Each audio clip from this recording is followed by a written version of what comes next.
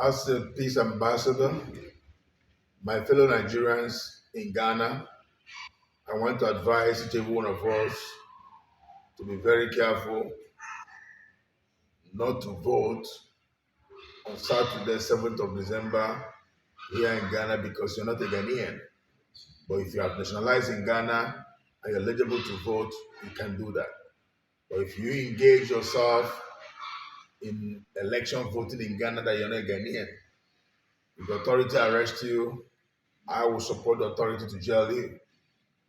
So please be careful anywhere you are and just pray to God for God to make Ghana a great nation, for the election to go very well to the glory of God.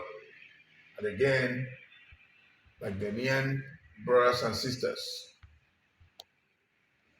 I also plead with you, more especially the youths here in Ghana, to please remember and know that this great nation, Ghana, is in your hands.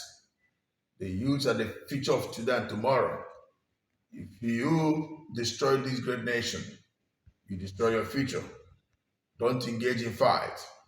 Don't engage in anything that had to do with election fraud. Ghana is a great nation. As a peace ambassador, I plead with you to please be calm. And also to our fathers and mothers, the leaders, I also plead with you to do the best you can to maintain free and fair election and to maintain the dignity of this nation, Ghana, because Ghana is one of the best countries that have good governance in this world. I want to say, may God in heaven make this election a great one. The 7th of December, 2024, may God in heaven choose a great leader that will lead this great nation. God bless you. I want to say thank you. I love you all. Bye.